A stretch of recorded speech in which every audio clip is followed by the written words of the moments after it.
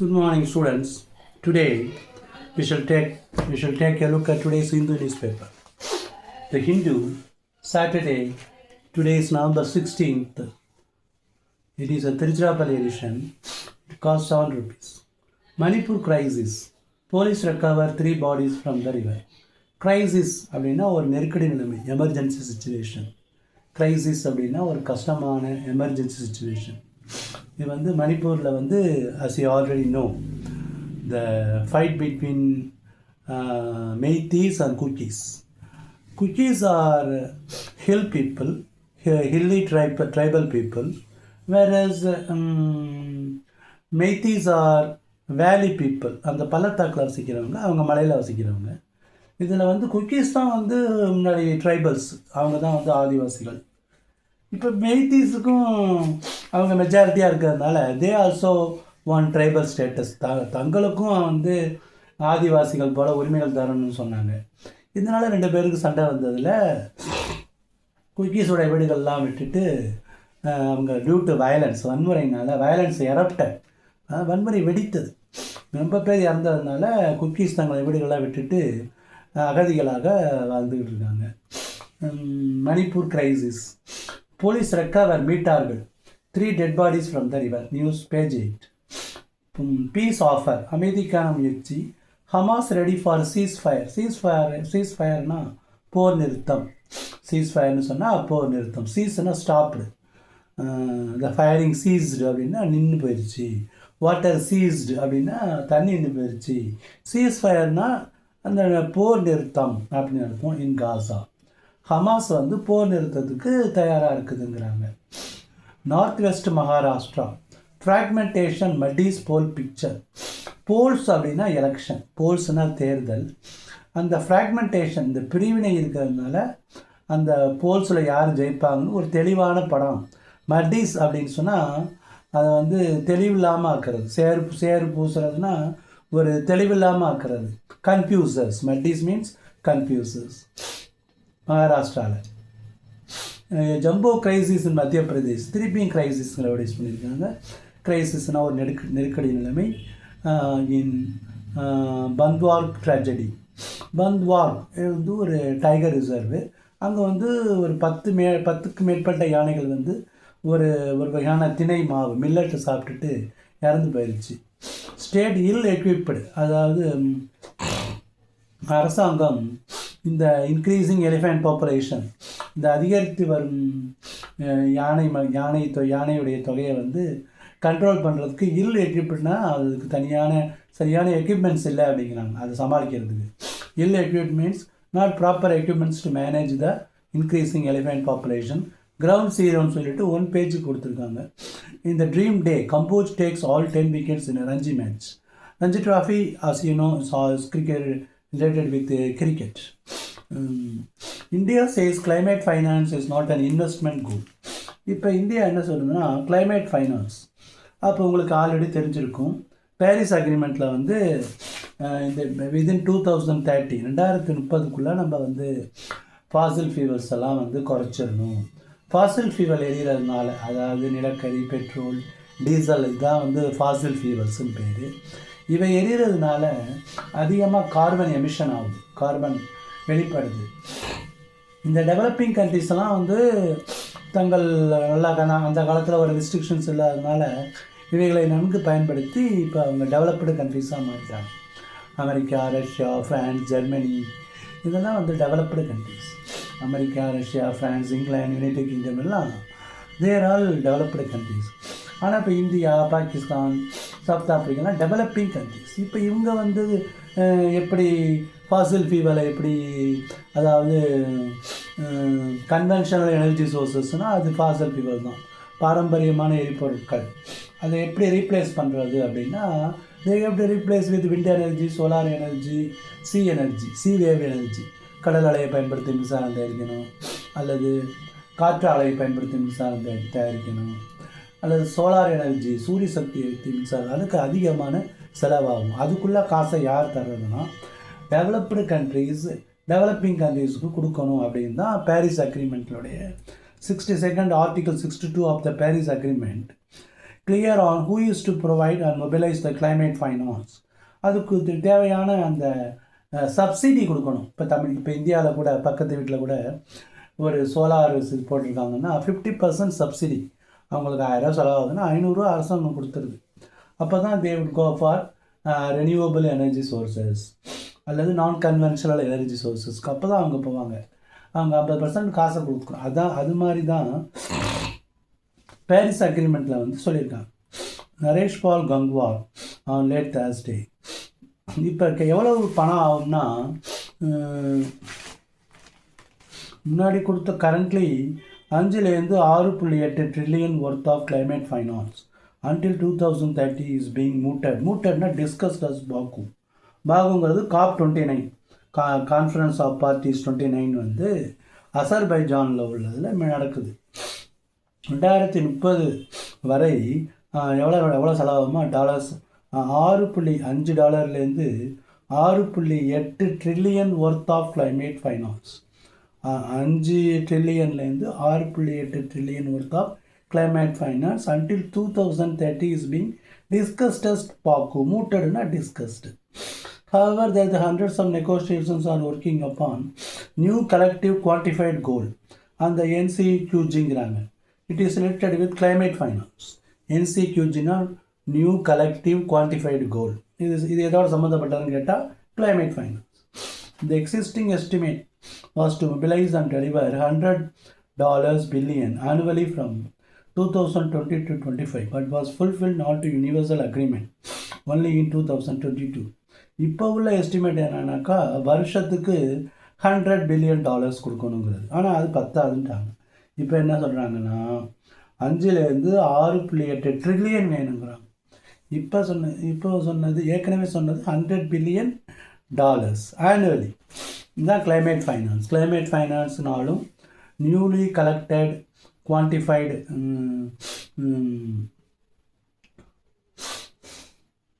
இந்த இன்வெஸ்ட்மெண்ட் கோலாக பணத்தை முதலீடு செய்தால் பார்க்கக்கூடாது, லாப நோக்கோடு பார்க்கக்கூடாதுங்கிறாங்க.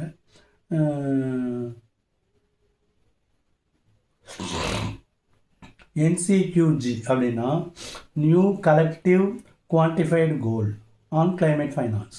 ஐ repeat, new collective quantified goal, new collective quantified goal on climate finance. ஸ்ரீலங்காவில் வந்து பிபிபி, அதாவது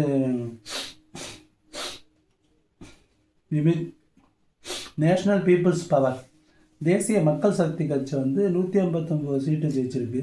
இவங்க என்ன சொல்கிறாங்கன்னா தமிழர்களுக்கு வீடெல்லாம் கொடுத்துருவோம் அப்படின்னு சொன்னதுனால அவங்க ஒரு மெஜாரிட்டியாக வந்திருக்காங்க. இந்த நேஷ்னல் பீப்புள்ஸ் பார்ட்டியுடைய சீஃப் கான்ஸ்டியூட் வந்து ஜனதா விமுக்தி பேரமனம். இது வந்து அதோடைய ஸ்டாண்ட்ஸாக மாற்றிருக்கு. அது வந்து 1980 ஃபியர்ஸ் அப்போசிஷன் இந்த 1980s to Tamil self rule, தமிழர்களுடைய சுயாட்சிக்கு முழுசாக எதிர்த்திருக்கு. இப்போ கம்ப்ளீட்டாக அது மாறினதுனால அவங்களுக்கு எலெக்ஷனில் ஜெயிச்சிருக்கு. இந்த விமுக்தி பெரமுனம் அது வந்து நேஷ்னல் பீப்புள்ஸ் பார்ட்டியுடைய ஒரு முக்கியமான அங்கமாக இருக்குது. தென்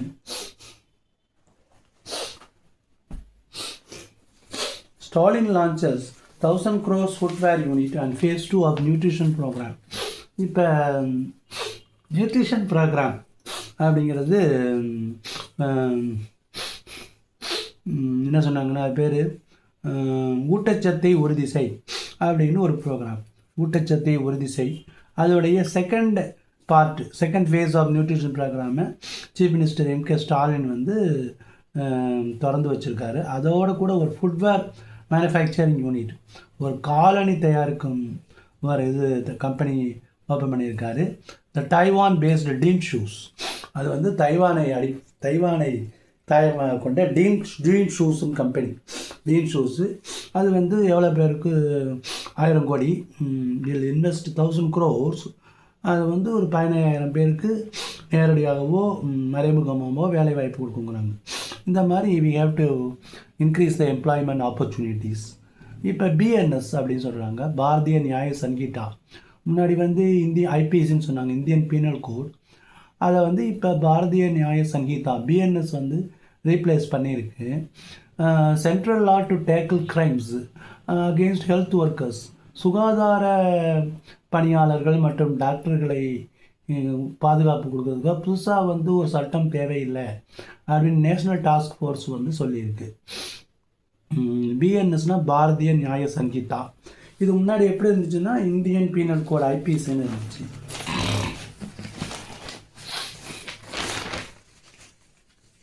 என்சிஆர்பினா national research centre for banana. National research centre for banana mealy பக்ஸை பற்றி போட்டிருக்காங்க. And then high court direct chief secretary to file affidavit explaining delay in disposing of public grievance petitions. பொதுமக்கள் தங்கள் குறைகளை மனுக்கள் கொடுக்கும்போது அதை வந்து நிறைவேற்றுவதில் தாமதம் ஏற்பட்டிருக்கிறது. அதுக்காக அஃபிடவிட் ஃபைல் பண்ண சொல்லி சீஃப் செக்ரட்டரிக்கு உயர்நீதிமன்றம் வந்து ஆணையிட்டிருக்குது. ஜம்போ கிரைசிஸ் இன் மத்திய பிரதேஷ், அதான் நம்ம ஆல்ரெடி பார்த்தது. ஒரு 10 யானைகள் 10 elephants died at the Bandhavgarh tiger reserve between October 29. Bandhavgarh tiger ரிசர்வ்ங்கிறாங்க, பிடிஆர், பந்தாவ்கார் டைகர் ரிசர்வ். அது என்னென்னா அந்த யானைகள் என்ன பண்ணியிருக்கு, eaten large quantities of fungus infected kodo millet. Kodo என்கிற ஒரு திணை வகையான உணவை வந்து அதில் வந்து பூஞ்சைகள் வளர்ந்ததுனால அவைகள் சாப்பிட்டு விட்டு இறந்து விட்டதுன்னு சொல்லி ஒரு 1 page ஆர்டிக்கிள் கொடுத்துருக்காங்க.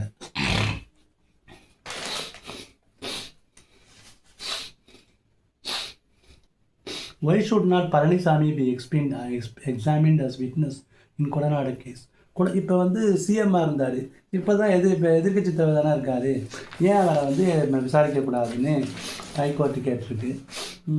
Modi unveils development projects worth 6650 crore for tribal welfare in Bihar. பீகாரில் ஆதிவாசிகள் நலத்துக்காக 6650 கோடி வந்து ஓப்பன் பண்ணியிருக்காரு. Prime minister is a puppet of billionaires says ராகுல் அட் ஜார்க்கண்ட் எலெக்ஷன் ரேலி. கோடீஸ்வரர்களுடைய கையில் அவர் ஒரு பொம்மையாக இருக்கிறார் அப்படின்னு சொல்லியிருக்காங்க. பப்பட்னா பொம்மை, பில்லியனர்ஸ்னால் கோடீஸ்வரர்கள். Manipur police recover 3 bodies from the Barak river. இப்போ ஜம்மு அண்ட் காஷ்மீர் சம்மந்தமாக 370 ரிவோக் பண்ணியிருக்காங்க. அப்ரகேஷன் சொல்லுவாங்க, அப்ரகேஷன் அல்லது ரிவோக்னு சொல்லியிருக்காங்க. அதுக்கு வந்து என்ன சொல்கிறாங்கன்னா, ஒரு அதோடைய ஸ்டேட் கூட்டை வந்து அப்ரகேட் ரிவோக் பண்ணியாச்சு.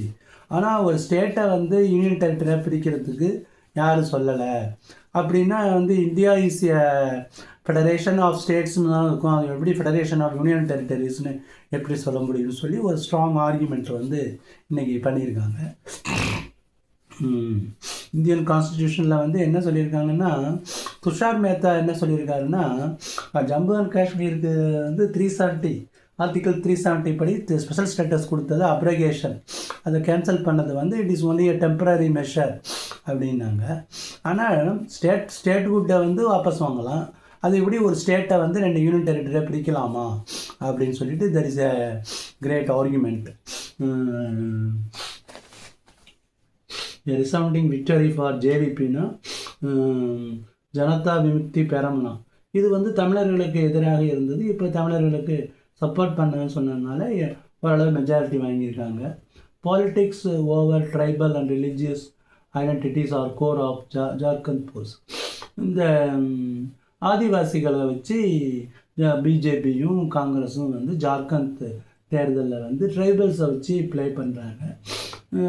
பிஜேபி என்ன சொல்லுதுன்னா, அந்த பங்களாதேஷ்லேருந்து அதிகமாக ஆதிவாசிகள் உள்ளே வர்றாங்க, அவங்களோட ஐடென்டிட்டியை வந்து இன்ஃபில்ட்ரேட்டர்ஸ்னால் ஊடுருபுவர்கள் அப்படின்னு சொல்லுது. Chief minister Hemant Soren and his wife Kalpana Soren has squarely put the onusனா responsibility of checking alleged infiltrators on the center without explicitly negating the claim of the BJP. The India campaign also tries to drive home the point that Jharkhand has no international borders. ஜார்க்கண்டுக்கு வந்து ஒரு எல்லை கிடையாது, centre தான் அதை வந்து இது பண்ணணும்னு சொல்லியிருக்காங்க. Universities are different from religious institutions. இது வந்து அலிகார் முஸ்லீம் யூனிவர்சிட்டியை பற்றி சொல்லியிருக்காங்க. இதை வந்து ஒரு முஸ்லீமுக்காக ஆரம்பிக்கப்பட்டது.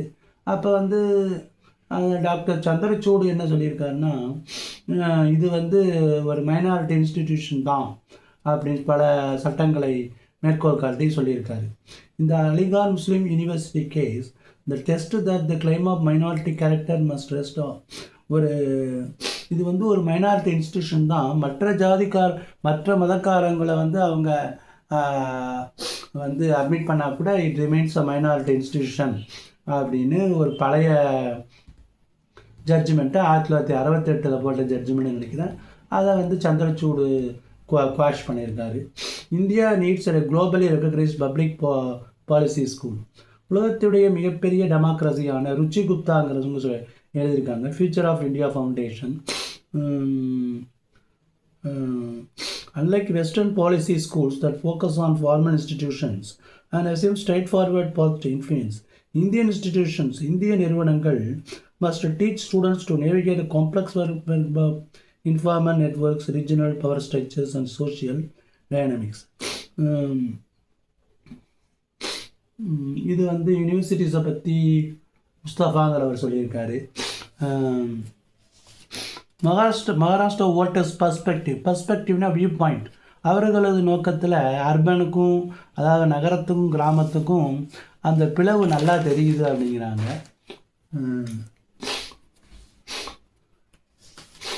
இப்போ மைனர் ஒய்ஃப் 18 வயதை தாண்டாத மனைவியாக இருந்தால் கூட அவங்களுடைய கன்சென்சுவல் செக்ஸ் அப்படின்னா அவங்களுடைய கன்சென்சஸ்னால் அக்ரிமெண்ட், அவங்களுடைய விருப்பத்தோடு உறவு கொண்டால் கூட அது வந்து சட்டம் வந்து ஏற்றுக்காது அப்படிங்கிறாங்க. would not constitute rape, cannot be accepted. Though the victim being his wife would not constitute rape, cannot be accepted, said the order passed by the High Court on Tuesday. அப்புறம் கிரிக்கெட்டில் வந்து Samson and Tilak on a pull run at pull ring as man in blue பைலப்னா குவித்தார்கள். 283 ரன்களை வந்து குவித்திருக்காங்க. Haryana to take on Odisha. Ranji டிராஃபியில் பார்த்தீங்கன்னா railway toys ரொம்ப கஷ்டப்படுது. டாய்னா work hard as Tamil Nadu bulls away with huge lead. இதில் பார்த்தீங்கன்னா Shah Rukh Khan God Vivek bolt Sivam 86, Jan Jagadishan LBW of the bowling of Shivam 56, Vijay Shankar called Abuja bowled Yuvaraj 11, Pradosh Rajan Paul called Miral bowling of Himanshu 32. இது வந்து ரஞ்சி டிராஃபியை பற்றி சொல்லியிருக்காங்க.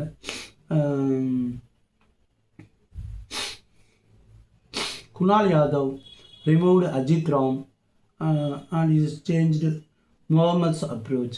He decided to form the strike and go for boundaries with number 10 Gujarat Prince Singh on the other end.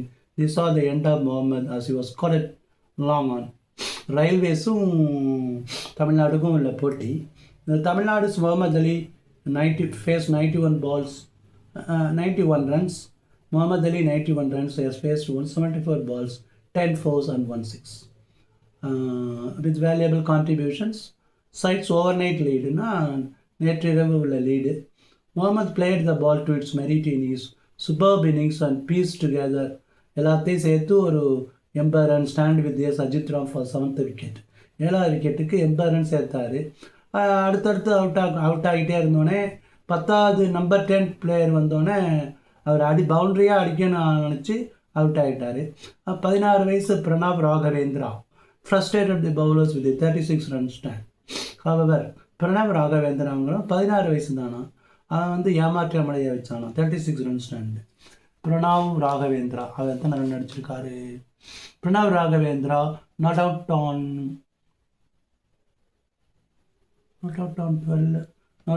12 கொடுத்துருக்கு. ஒரு 2 பேர் சேர்ந்து விக்கெட்ஸில் வந்து 36 run எடுத்துருக்காங்க. அந்த BRICS editorial column is missing. பிரிக்ஸுங்கிறது என்னன்னா ஒரு association of countries. Brazil, Russia, India, China and South Africa. அது வந்து இப்போ விளாடிமிர் புட்டின் ரஷ்யாவில் நடக்குது. முன்னாடி சவுத் ஆஃப்ரிக்காவில் நடக்கும்போது இவரை வந்து வார் கிரிமினலாக அறிவித்ததுனால he was about to be arrested. Now வந்து இப்போ வந்து எப்படி அவர் வந்து டிரைவர் சீட்டு அப்படிங்கிறாங்க. That's all. தேங்க்யூ.